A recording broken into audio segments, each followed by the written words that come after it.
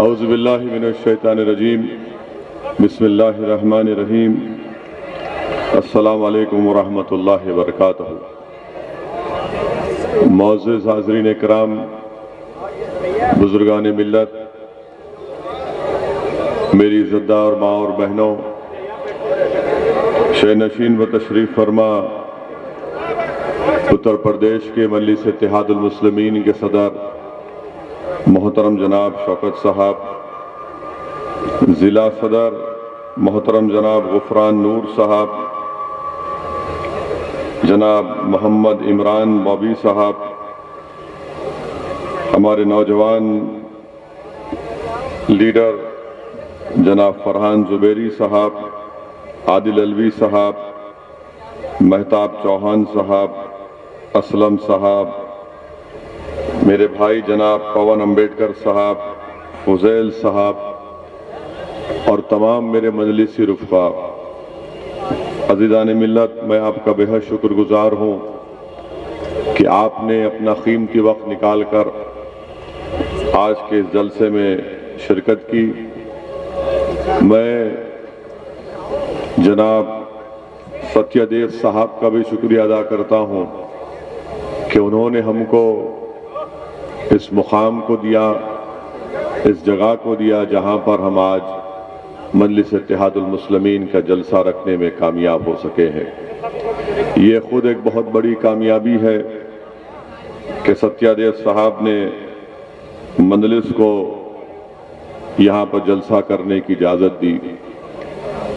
हमको परमिशन कल रात में दिया गया और बहुत कोशिशें की गई मजलिस इत्तेहादुल मुस्लिमीन के मुखालिफीन की जानिब से कि मजलिस का जलसा आज अलीगढ़ में ना हो, मगर अल्हम्दुलिल्लाह अल्लाह सुब्हाना व तआला ने इन तमाम जालिमों की कोशिशों को नाकाम किया और मजलिस इत्तेहादुल मुस्लिमीन का जलसा आज यहाँ पर कामयाबी से मुनक्कद किया जा रहा है।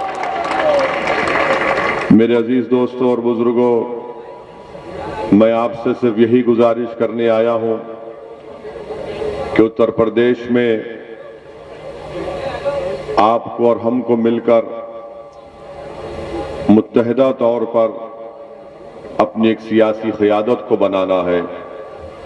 अगर हम अपनी सियासी क़यादत को नहीं बनाएंगे तो याद रखिए, भारत की जमहूरियत की तल्ख़ हकीकत यह है कि जिस समाज के पास उसकी सियासी क़यादत होगी, लीडरशिप होगी, वही समाज से इंसाफ हुआ है, वही समाज ने अपने हुकूक को हासिल किया है। जब तक आप मुत्तहिद नहीं होंगे, अपनी सियासी लीडरशिप को नहीं बनाएंगे, हम अपने मसाइल को हल नहीं कर पाएंगे। मैं आपको मिसाल के तौर पर ये बताना ज़रूरी समझता हूँ कि तेलंगाना जिस रियासत से मैं यहाँ पर आया हूँ, वहाँ पर मजलिस इत्तेहादुल मुस्लिमीन के सिर्फ 7 MLA हैं और मजलिस इत्तेहादुल मुस्लिमीन ने अपने 7 अराकीन असम्बली की ताकत की बुनियाद पर वहाँ के मुसलमानों के लिए, बल्कि तेलंगाना बनने से पहले आंध्र प्रदेश रियासत थी, उसमें मजलिस इत्तेहादुल मुस्लिमीन ने आंध्र प्रदेश और तेलंगाना के मुसलमानों के लिए सिर्फ 7 अराकीन असम्बली की ताकत की बुनियाद पर मजलिस ने एक मेडिकल कॉलेज का क़याम अमल में लाया, मजलिस ने इंजीनियरिंग कॉलेज का क़याम अमल में लाया, school of architecture, MBA, MCA और 2 बड़े अस्पताल मजलिस इत्तेहादुल मुस्लिमीन ने कायम किए। आप अंदाजा लगाइए कि उन अस्पतालों में सबसे कम पैसों में डिलीवरी होती है और सबसे कम पैसों में डायलिसिस भी का इलाज किया जाता है। जब कोविड की सेकेंड वेव आई तो सबसे कम पैसों में अगर हैदराबाद में कहीं पर किसी कोविड पेशेंट का इलाज हो रहा था तो इन्हीं अस्पतालों में किया जा रहा था। मेरे अजीज दोस्तों और बुजुर्गों, डेक्कन मेडिकल कॉलेज पूरे जुनूबी हिंदुस्तान में एक मुनफरिद मुकाम रखता है। यहाँ पर हर साल 150 से ज्यादा मुसलमान बच्चे डॉक्टर और डॉक्टर्स बनकर निकलते हैं।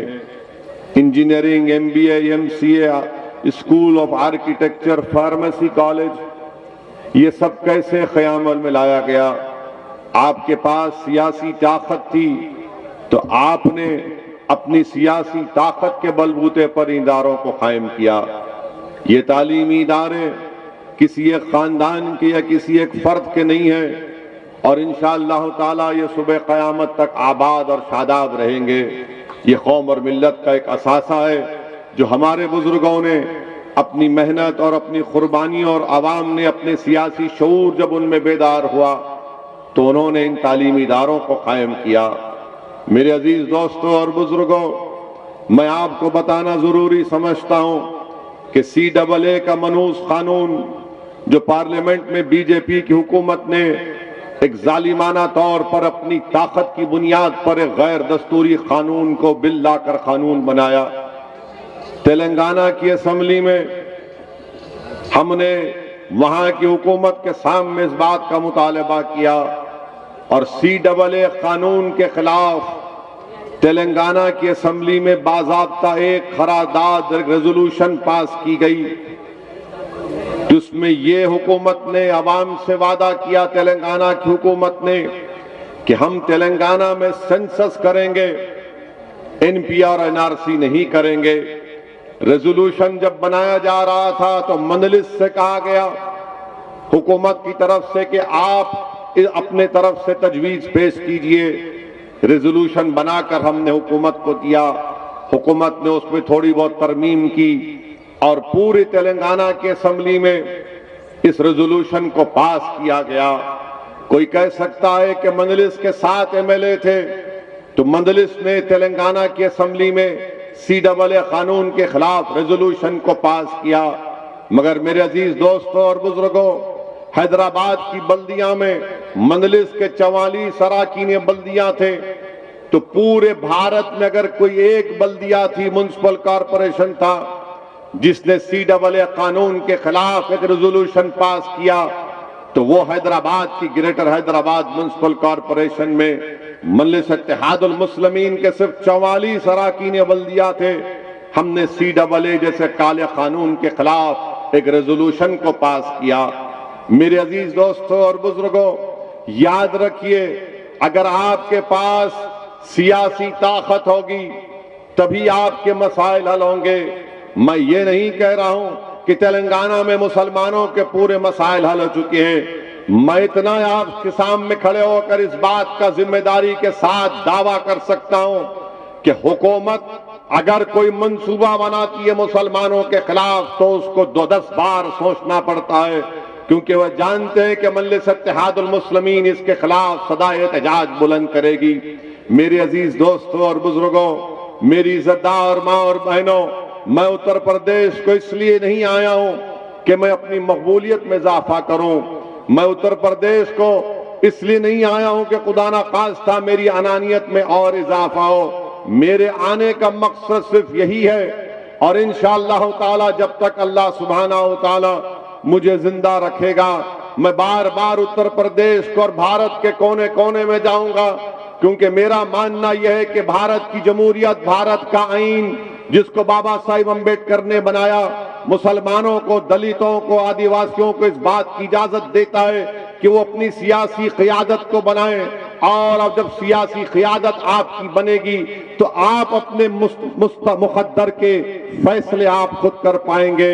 मेरे अजीज दोस्तों और बुजुर्गों, यही काम करने के लिए हम मजलिस इत्तेहादुल मुस्लिमीन को उत्तर प्रदेश में उसका क़याम में लाया गया।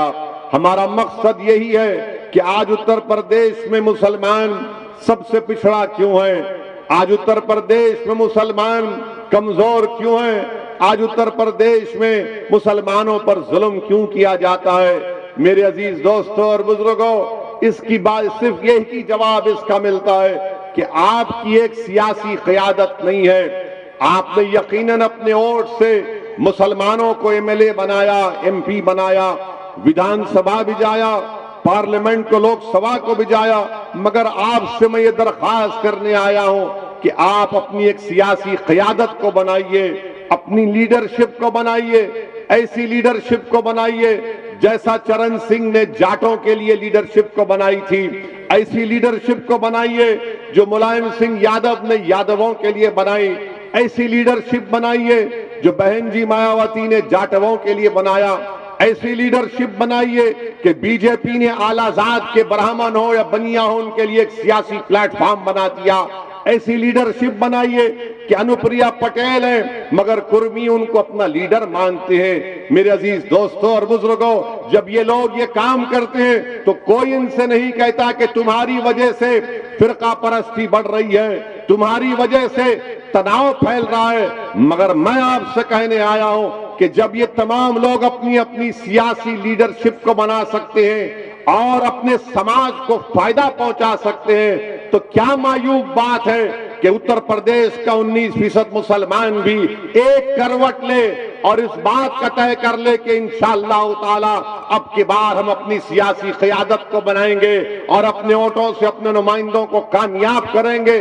जब हर समाज अपने नुमाइंदे को कामयाब करके लखनऊ में विधानसभा को भी जा सकती है, तो क्या उत्तर प्रदेश का मुसलमान अपने वोटों से अपने कैंडिडेट्स को कामयाब क्यों नहीं कर सकता? ये हो सकता है, ये जरूर होगा इंशाअल्लाह ताला।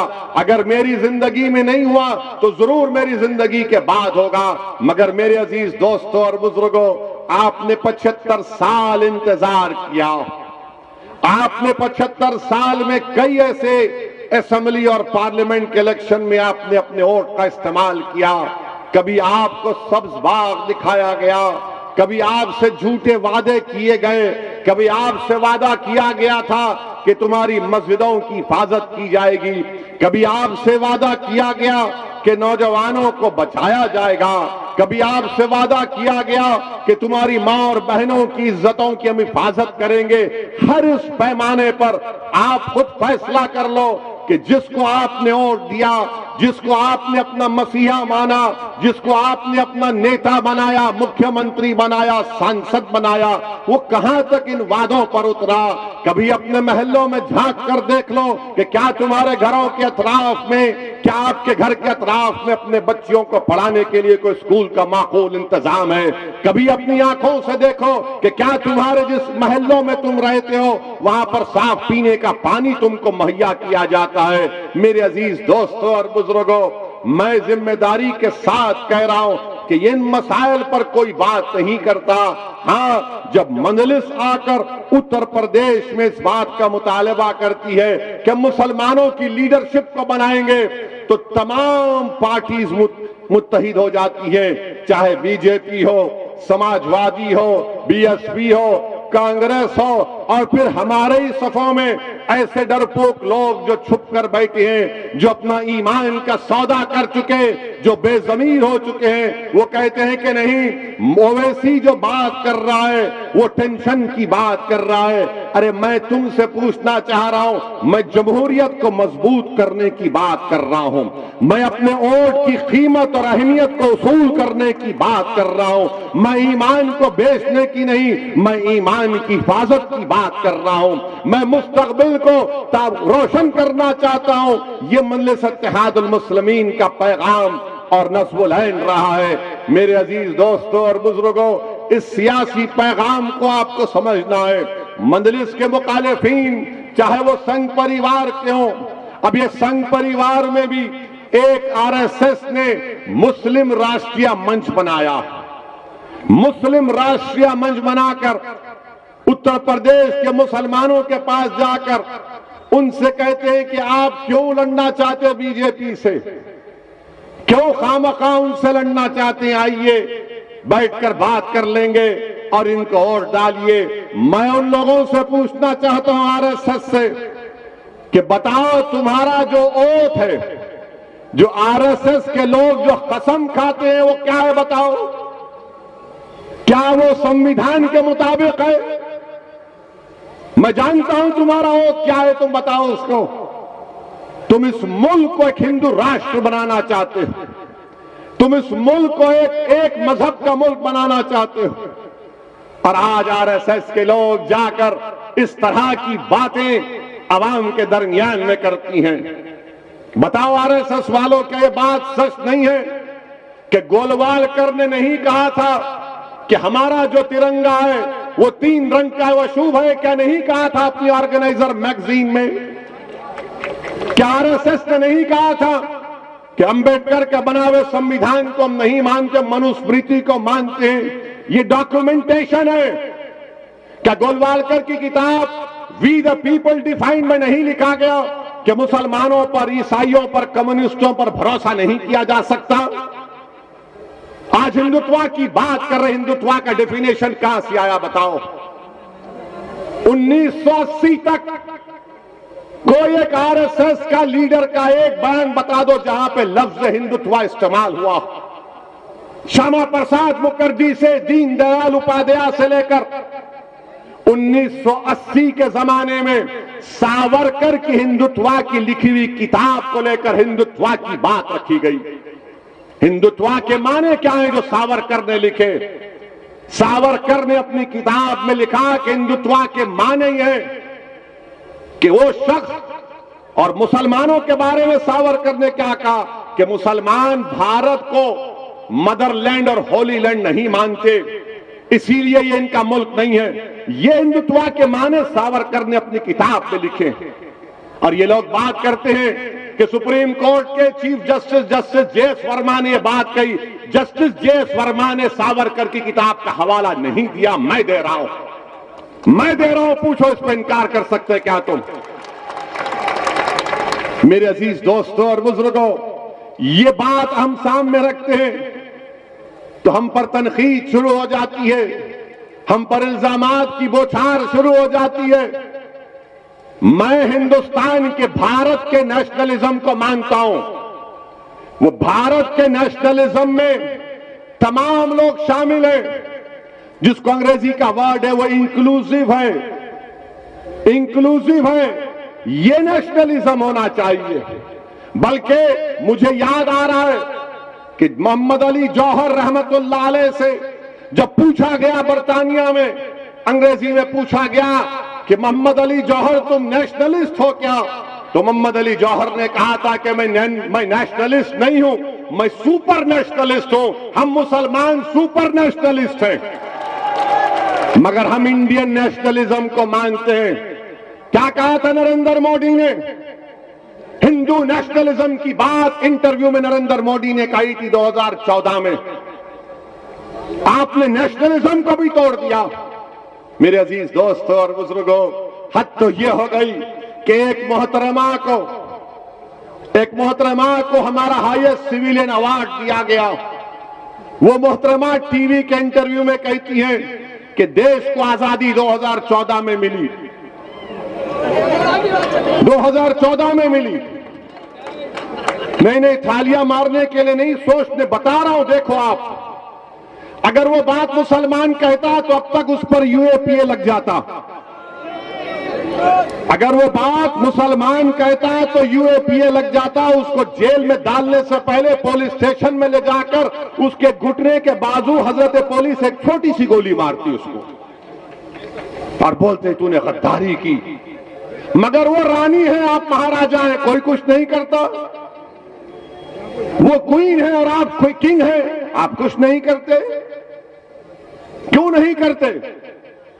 अगर हमारे मुंह से अगर गलती से भी निकल जाता, किसी ने इंडिया पाकिस्तान के मैच में कुछ लिख दिया गलती से, तो बाबा ने कहा गद्दारी का इल्जाम लगा के जेल में भिजा दिया जाएगा। बोलो बाबा। मैं उत्तर प्रदेश के मुख्यमंत्री से पूछ रहा हूं, मैं देश के प्रधानमंत्री नरेंद्र मोदी से पूछ रहा हूं, क्या देश 47 में आजाद हुआ या 2014 में आजाद हुआ? बताओ। और अगर यह गलत है तो क्या देश के प्रधानमंत्री और उत्तर प्रदेश के मुख्यमंत्री गद्दारी का इल्जाम लगाएंगे सेडेशन का? क्या सेडेशन सिर्फ मुसलमानों के लिए? क्या सेडेशन सिर्फ नौजवान तालिब इल्म और तुलबा के लिए? क्या सेडेशन किसके लिए? फिर और फिर इससे बढ़कर बात यह कि यह संविधान के खिलाफ है। कैसे खिलाफ है? भारत के संविधान में एक फंडामेंटल राइट्स है, हुकूक है और एक ड्यूटीज है। नरेंद्र मोदी बार बार बोलते हैं ड्यूटीज, अपना ड्यूटी निभाओ। नरेंद्र मोदी जी, पार्लियामेंट में बल्कि संविधान में लिखा है कि इस बात को हमको तालीम दी जा रही है संविधान के जरिए कि हर भारत के रहने वाले के लिए, नागरिक के लिए जरूरी है कि वो मुजाहिदीन आजादी की इज्जत करें। डायरेक्टिव प्रिंसिपल्स में लिखा गया। बताओ तुम क्यों खामोश हो? खाली एक बयान आ गया बीजेपी से कि इस बयान से हम नहीं मानते।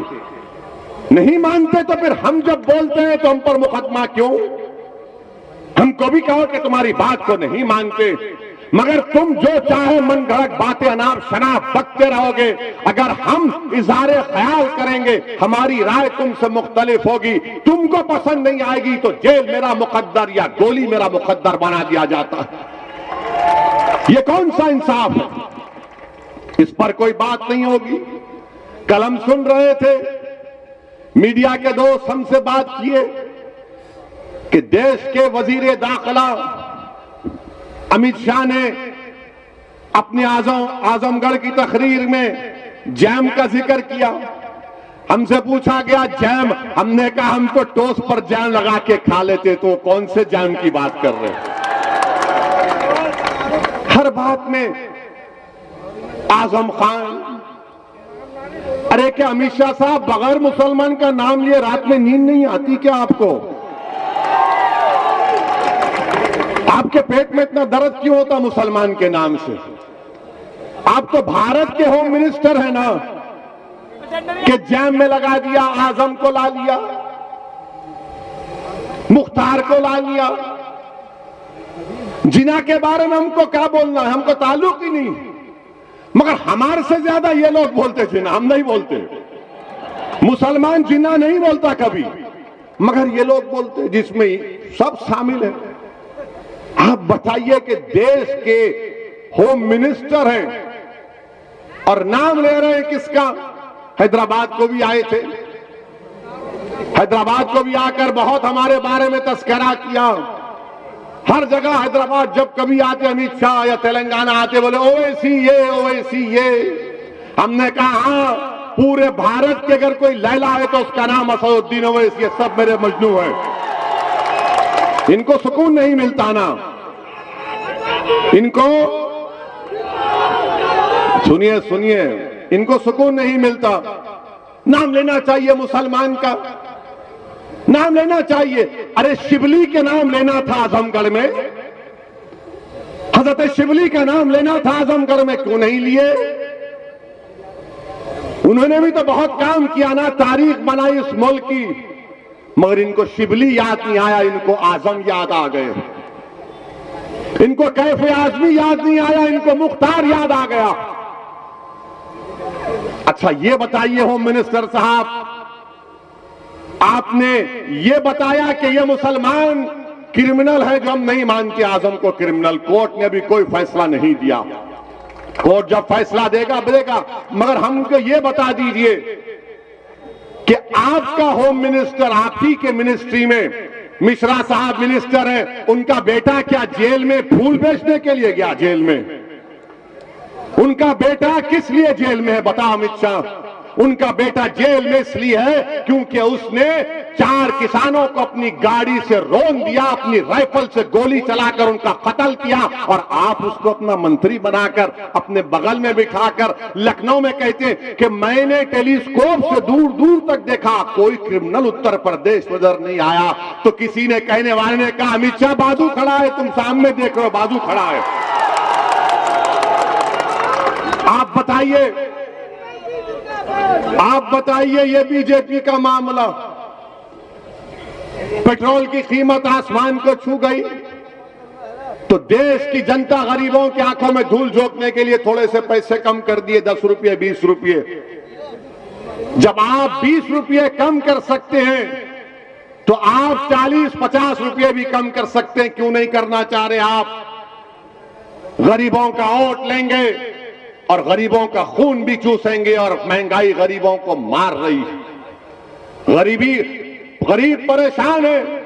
मगर ये लोग क्या कहते हैं, जैम जैम। अरे खाने को खाना नहीं है, तुम कौन से जैम की बात कर रहे हो?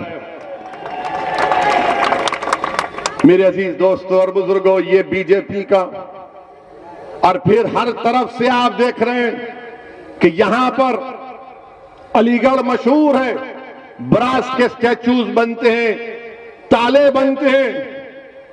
मगर क्या यह बात सच नहीं है कि नोटबंदी ने, जीएसटी ने, लॉकडाउन ने तमाम कारोबार को तबाह बर्बाद करके रख दिया?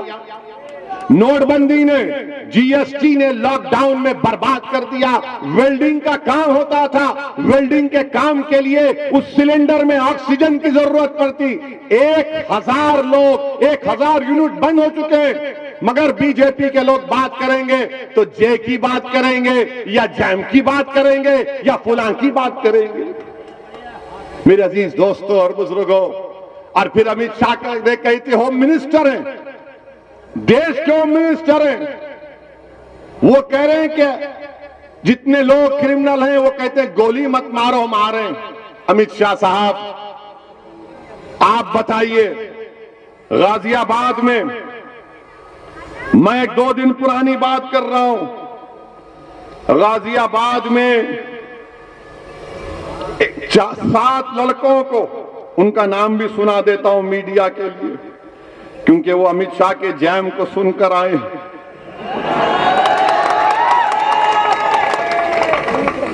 गाजियाबाद लोनी में मुस्तकीम, सलमान, मोनू, इंतजार, आरिफ, नाजीम और बोलो, इनको गाजियाबाद के स्टेशन इंचार्ज राजेंद्र त्यागी ने और वहां के इंस्पेक्टर ने ले जाकर इनके घुटनों के पास गोली मारी, छोटी सी, बड़ी नहीं, छोटी सी गोली मारी और कहा कि लोग गाय की स्मगलिंग कर रहे थे, गाय की।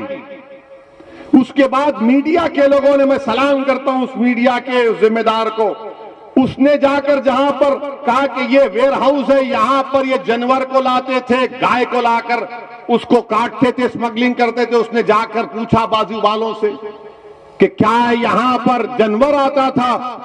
तो उसने कहा नहीं, ये तो स्क्रैप बेचने का जगह है। जब सबने कह दिया कि कुछ नहीं आता था, ये तो स्क्रैप बेचने की जगह है, माने जहां पे इनकाउंटर हुआ वहां पर बाजू, तो फौरन योगी आदित्यनाथ की सरकार ने क्या किया, राजेंद्र त्यागी का ट्रांसफर कर दिया, राजेंद्र त्यागी का ट्रांसफर कर दिया, इंस्पेक्टर का ट्रांसफर कर दिया। और अमित शाह बोल रहे हैं कि गोली मारते हैं। ये गोली मार रहे हैं आप, ये गोली मार रहे हैं आप मुसलमानों को, जहां पर कोई गाय की स्मगलिंग नहीं, आपने सिर्फ मार दिए। और मैं उन पुलिस वालों से कह रहा हूं, याद रखो, याद रखो, हमेशा बीजेपी इख्तिदार पर नहीं रहेगी, याद रखो, याद रखो मेरी इस बात को। अगर तुम यकीन नहीं कर रहे तो मणिपुर का एक केस सुप्रीम कोर्ट में चल रहा है। मणिपुर की पुलिस ने 70 लोगों का इनकाउंटर किया, आज वो केस चल रहा है बरसों के बाद। और हम नहीं भूलेंगे, हम कभी नहीं भूलेंगे कि किस को, याद रखो, कोई नहीं, कोई जुल्म को नहीं भूला जाएगा। समाजवादी लोग के लोग भूल सकते, हम नहीं भूलते। ना हम दोस्तों को भूलते हैं, ना जालिम के जुल्म को भूलते, और इंसाफ के लिए लड़ते रहेंगे, याद रखो। आज तुम एक हुकूमत के दबाव में आकर गोलियां चला रहे हो, याद रखो, एक एक गोली का इंशाअल्लाह अल्लाह भी हिसाब लेगा और कोर्ट भी लेगा। आप बताइए क्या है ये? वेयरहाउस के बाजू दुकानें, कह रहा है कहां की गाय, कहां की स्मगलिंग? तो आपने रातों रात उनको ट्रांसफर कर दिया। अमित शाह जिक्र करते हैं आजम का, हम पूछना चाहते हैं अमित शाह, आपने अल्ताफ का क्यों जिक्र नहीं किया? यही कासगंज का अल्ताफ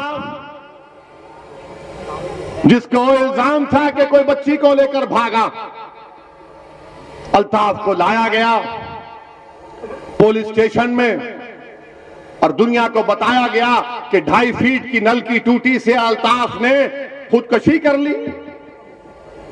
अगर कोई पुलिस का कासगंज का जो सस्पेंड हुआ है, अगर वो मुझे ले जाकर उस बैतुल खला में टॉयलेट में अपने गले में रस्सी डालकर मुझे बताएगा कि इससे आदमी मर सकता है, और वो अगर मरने के करीब आएगा तो मैं खुद रस्सी निकाल लूंगा उसके गले से। बताओ हमको,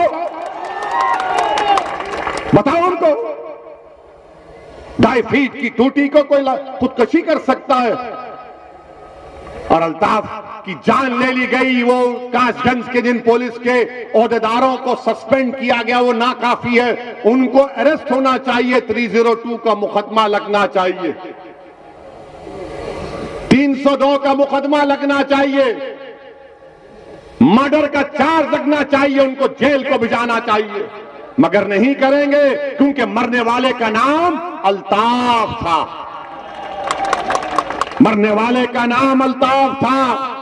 अगर मरने वाले का नाम गुप्ता होता या आलाजाद का होता तो पुलिस भी सस्पेंड, पुलिस भी गिरफ्तार, मुख्यमंत्री पहुंच जाते उसके घर को, मगर मरने वाला मुसलमान है, इसलिए खाली सस्पेंशन पर बात या ट्रांसफर पर बात खत्म हो जाती है। मेरे अजीज दोस्तों और बुजुर्गों, तरफे तमाशा ये है कि 2:30 बजे अल्ताफ की मौत होती है और 4 बजे 1.5 घंटे के बाद कासगंज की बहादुर पुलिस योगी आदित्यनाथ की गवर्नमेंट में 2:30 बजे अल्ताफ की मौत और 4 बजे अल्ताफ के खिलाफ उल्टा FIR किया जाता है। और अल्ताफ की मौत कौन की FIR में क्या लिखते हैं कि नामालूम पुलिस वालों ने, नामालूम पुलिस वालों ने अल्ताफ को मार दिया। अच्छा, ये क्या आसमान से आए थे कि अल्ताफ को खुदकुशी देकर उड़ के चले गए, या नागपुर से आए थे? कहां से आए थे? नामालूम, अंग्रेजी में कहा अनडिस्क्लोज्ड, अननोन पीपल। वाह बाबा, क्या सरकार चला रहे आप। ये मजाक, एक इंसान के एक बाप को अपने बेटे से महरूम कर दिया गया और बाप से खाली पेपर पर अंगूठा ले लिया गया और लिख दिया गया कि इसका बाप तो खुश है हमसे। हाँ, जिस तरह देश की जनता योगी और मोदी से खुश है, सब खुश है, फिर सबको आप अंगूठे पे दबा दो और ले लो, मगर एक बाप ने तो अपने बेटे को खोया है ना। और याद रखो, जो लोग जुल्म करते हैं, अगर मैं भी जुल्म करता हूं तो मुझे अल्लाह कभी नहीं माफ करेगा। अल्लाह सुब्हानहू व तआला जालिम के जुल्म को कभी नहीं बर्दाश्त करता। और एक मजलूम की आंख में जब आंसू आते हैं तो अल्लाह की रहमत जोश में आ जाती है। तुमने एक बाप से उसका बेटा छीना, इंशाअल्लाह ताला अल्लाह इंसाफ करेगा। अल्लाह की लाठी में देर है, अल्लाह की लाठी में आवाज है, याद रखो। तुमको मालूम भी नहीं होगा, तुमको मालूम भी नहीं होगा जिन्होंने अल्ताफ को मारा, जो जुल्म कर रहे हैं, चाहे किसी मजहब के हो, डरो अल्लाह से, डरो कुदरत के निजाम से। जुल्म करने वालों, फिरौन भी जुल्म किया, नमरूद भी जुल्म किया, यजीद भी किया, मगर इनका जुल्म खत्म हो गया। दुनिया में नाम हक का था, हक का रहेगा। दुनिया ने मजलूमों को इंसाफ दिला और इंसाफ मिलेगा इंशाअल्लाह ताला। मेरे अजीज दोस्तों और बुजुर्गों, और फिर आप ये भी देखते हैं कि लोग बार बार मुझसे कहते हैं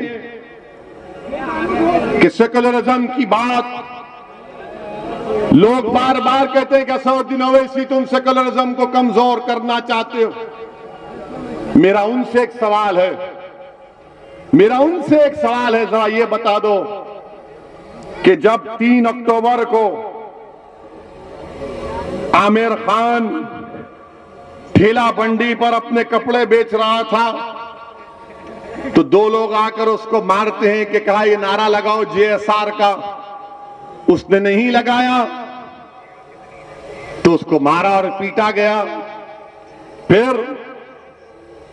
एक लड़का है नियाजी, फरमान नियाजी, बरेली का अलीगढ़ से जा रहा है ट्रेन में, ये देख लिया उसको ये लोग जो मुसलमानों से नफरत करते हैं, बल्कि मुसलमानों से नहीं बल्कि भारत से नफरत करते हैं, वो भारत के संविधान से नफरत करते हैं, वो भारत के प्लुरलिज्म, डाइवर्सिटी, भाईचारगी से मोहब्बत नहीं करते, नफरत करते हैं। उन्होंने इस फरमान नियाजी से कहा, तेरे चेहरे पे दाढ़ी क्यों है, तू कुर्ता पैजामा क्यों पहना हुआ है?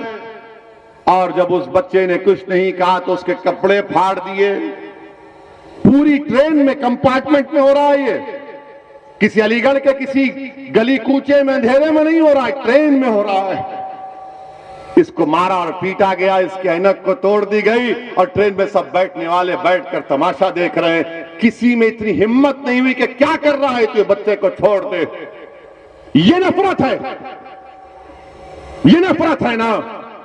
अगर हम किसी को देखते हैं कि अगर गली के कुत्ते को कोई मारता है तो कहे मत कर ये हरकत। आप ये देखते हैं और आकर मुझे सेकुलरिज्म की तालीम देते हैं। कौन से सेकुलरिज्म की तुम बात करते हो मेरे सामने? कौन से?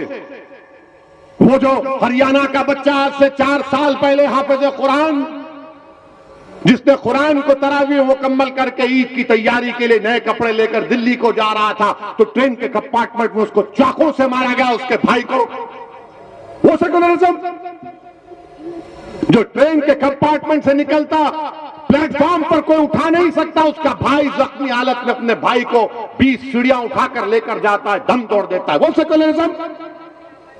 इसके बाद भी अगर मैं इसलिए कह रहा हूं, आपको कह रहा हूं, मैं मुखातिब भारत के मुसलमानों से हूं, मैं मुखातिब कोई सेकुलर पार्टी या बीजेपी आरएसएस से नहीं हूं, मैं मुखातिब आपसे हूं।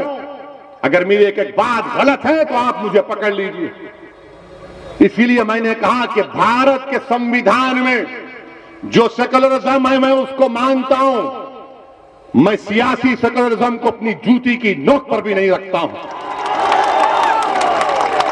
भारत का सेकुलरिज्म संविधान का अलग है, जो हमारे मुजाहिदीन आजादी ने ख्वाब देखा था, जो वो खुद उस पर अमल करते थे, मगर ये सियासी पॉलिटिकल सेकुलरिज्म धोखे के लिए इस्तेमाल होता है।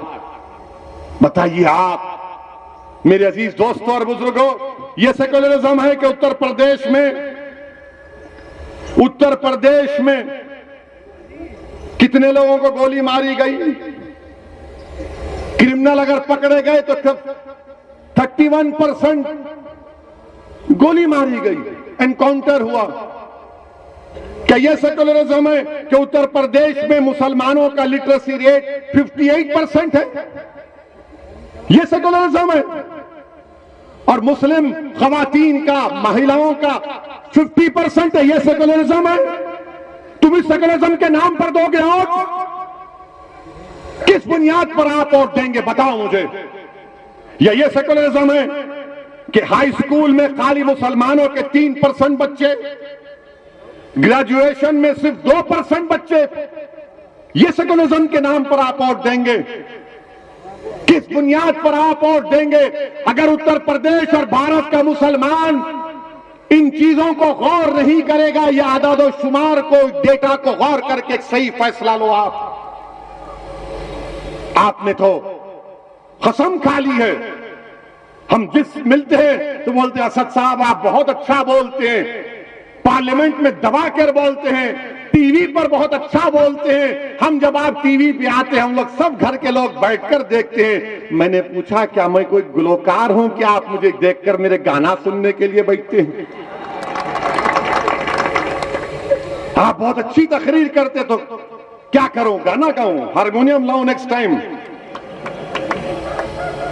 मेरे अजीज दोस्तों और बुजुर्गों, आपको बेदार होना है।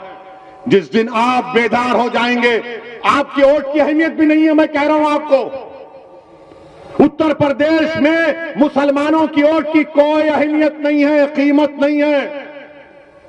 अगर तुम्हारे वोट की कीमत और अहमियत होती तो अमित शाह ये जबान इस्तेमाल नहीं करते।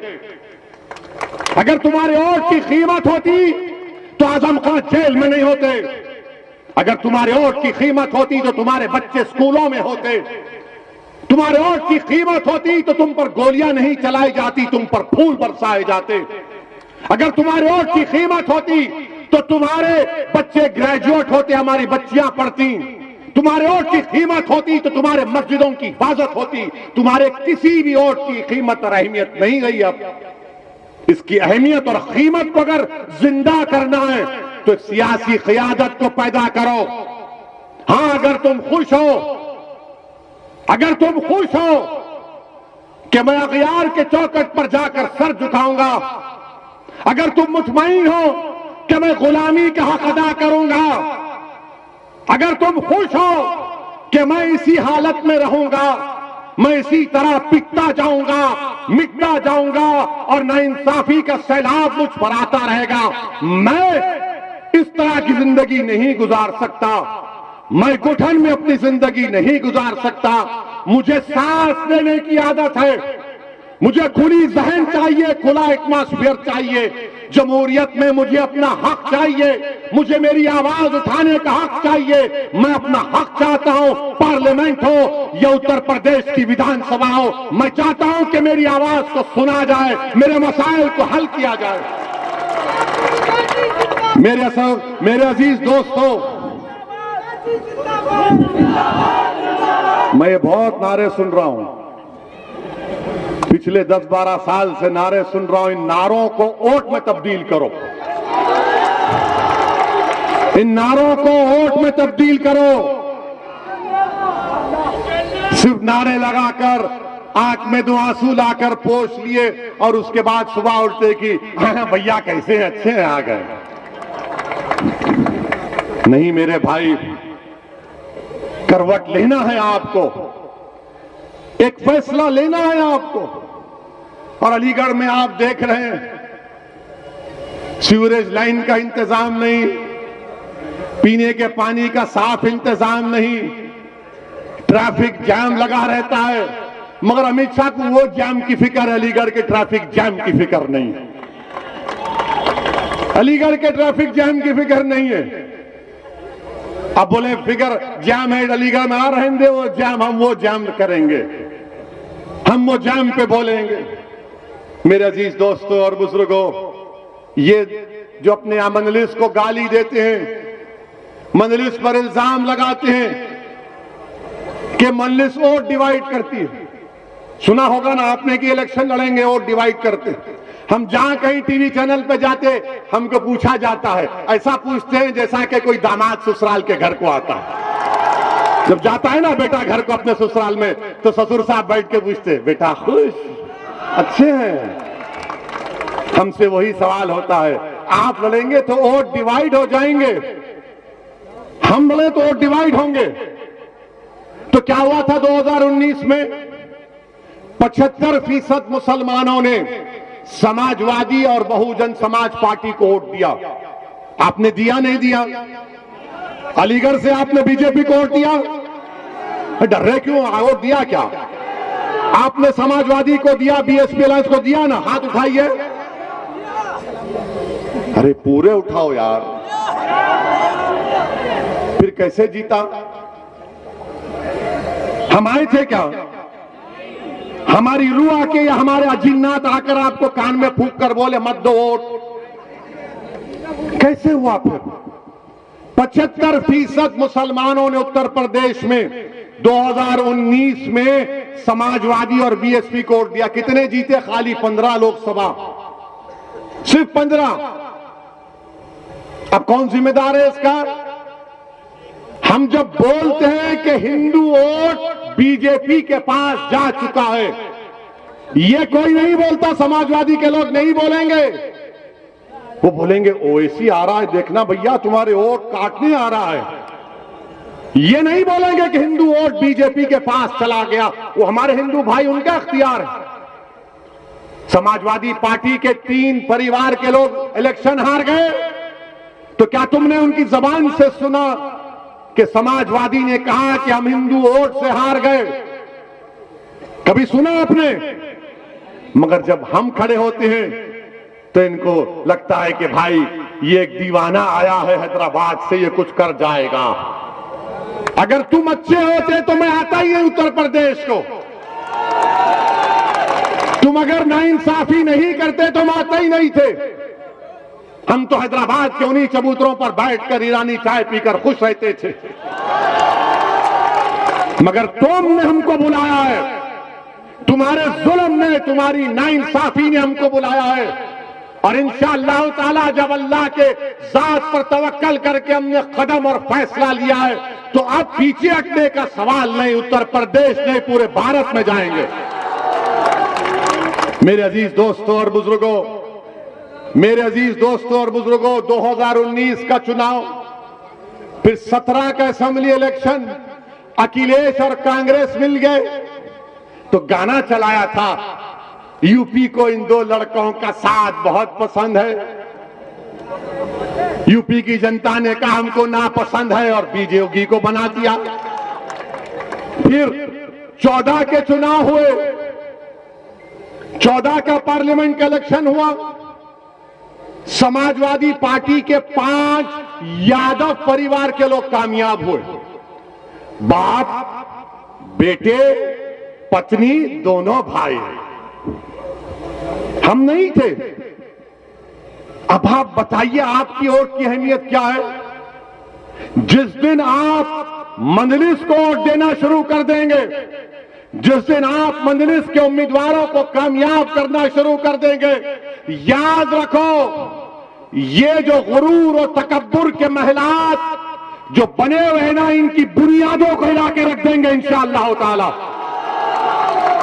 ये जो जुल्म पर अपनी शख्सियत को बनाकर हमारे सामने खड़े हैं, जिन्होंने हमारे ख्वाबों को और उम्मीदों को चूर करके हमारे नौजवानों की जवानी को बर्बाद करके अपने सियासी महलों को तामीर किया है। मेरे अजीज दोस्तों और बुजुर्गों, मेरी आपसे दबन गुजारिश है कि आप अपने ख्वाबों को पूरा करो, आप अपने ख्वाबों को पूरा करो। उसमें कोई मायूब बात नहीं है, डरने और घबराने की जरूरत नहीं है। समाजवादी पार्टी हो, कांग्रेस हो, चाहे कांग्रेस, हम तो भूल ही गए उनके नेता अमेठी से लड़े, वो हार गए, हम गए थे क्या? अच्छा, कहां से जीते वो? जुनूबी हिंद से, उस कॉन्स्टिट्यूंसी से जीते जहां पर 30% मुसलमान हैं, वहां जीत गए। और ये साफ जब मजलिस की बात आती, नहीं नहीं नहीं, ये नहीं, ये ठीक नहीं है, ये ठीक नहीं है। कांग्रेस पार्टी का ये हाल है, समाजवादी पार्टी का ये हाल है, मगर सब के सब चौधरी बने हुए सेकुलरिज्म के, और सब ये समझते हैं कि मुसलमान कहां जाएगा हमको छोड़कर, मुसलमान कहां जाएगा हमको छोड़कर। मेरे अजीज दोस्तों और बुजुर्गों, मैं आपको ये नहीं कह रहा हूं कि उनको छोड़कर मुझे अपना लो, मैं आपसे कह रहा हूं कि अपने आप को अपना लो, अपने आप को अपना लो, अपने बारे में सोचो। अब याद रखो मेरी इस बात को, ये जो फिरका परस्ती, ये फैशिज्म, ये मुसलमानों से नफरत की जो अंधेरे की रात है, ये रात लंबी रहने वाली है। उत्तर प्रदेश के अजीज लोगों, याद रखो, ये रात लंबी रहने वाली है। अगर तुम ये उम्मीद लगाकर बैठे हो कि इस अंधेरी रात में कोई सेकुलर पार्टी का आदमी चिराग लेकर आएगा, नहीं लेकर आएगा। इस अंधेरी रात में अगर तुम ये गलत सोच रहे हो कि कोई क्षमा जलाकर मेरे घर को आएगा, नहीं, तुमको इस अंधेरे में अपनी क्षमा को जलाना पड़ेगा, इस अंधेरे को तुमको छांटना पड़ेगा, इस अंधेरे में तुमको एक ताकत बन के उभरना पड़ेगा। और वो अंधेरे का तेल तुम्हारा इत्तेहाद होगा, तुम्हारे आंसू होंगे, तुम्हारी ताकत होगी, और होगी इंशाअल्लाह ताला। मेरे अजीज दोस्तों और बुजुर्गों, मैं अपने बुजुर्गों से अपील कर रहा हूं कि आपने अपनी जवानी को इन तमाम नाम निहाद सेकुलर पार्टियों पर कुर्बान कर दिया। मेरी उन बुजुर्गों से अदबन गुजारिश है, आप सोचो आपने क्या हासिल किया, आपने क्या हासिल किया? क्या आपके ख्वाबों को की ताबीर हुई? क्या आपकी उम्मीदों पर वो उतरे? हम सिर्फ वोट डालने वाले नहीं, हम एटीएम की मशीन नहीं है मुसलमान कि इलेक्शन आ गया और एटीएम में जाओ और डालते रहो वोट। नहीं, वोट डालो मगर अपने आप को डालो, अपनी ताकत को दिखाओ तुम्हारी ताकत तुम कैसे दिखाओगे? आज यूएपीए का कानून बन गया, कांग्रेस और समाजवादी ने साथ दिया। मेरे अजीज दोस्तों और बुजुर्गों, मेरी आपसे गुजारिश है कि एक जरूर इस बात पर गौर करिए कि महाराष्ट्र में जो तशद्दुद हुआ वो नहीं होना चाहिए था। मैं तशद्दुद के खिलाफ हूं और रहूंगा। अब यहां पर भी बाज लोग वो साजिश कर रहे हैं, जज्बात में मत आइए, होश से काम करिए। अगर कोई हमारे जज्बात को ठेस पहुंचाता है तो पुलिस में जाकर कंप्लेन दीजिए। अगर थाने में एफआईआर नहीं दिया जाता तो कंप्लेन का एक्नॉलेजमेंट लीजिए। अगर एक्नॉलेजमेंट भी नहीं दिया जाता तो उस थानेदार को ईमेल करके उसको रिकॉर्ड में महफूज रखिए, मगर कानून को अपने हाथ में मत लीजिए। तशद्दुद होने मत दीजिए। अपने आप को बचाओ। हम अपने बच्चों को बचाएंगे, उनको लीडर बनाएंगे, उनको कायद बनाएंगे। और हमारी कोशिश और ख्वाहिश यही है कि उत्तर प्रदेश में आपकी एक सियासी ताकत बने। मैं यही गुजारिश करने आपसे आया हूं और मैं आपसे वादा करके जा रहा हूं, मैं आपसे वादा करके जा रहा हूं कि इंशाअल्लाह ताला मेरी ये दीवानगी, मेरे अल्फाज, मेरी ये जबान जब तक अल्लाह जिंदा रखेगा मैं आता रहूंगा और उत्तर प्रदेश में आपकी क़ियादत अल्लाह के फजल से मनाएंगे। अस्सलाम।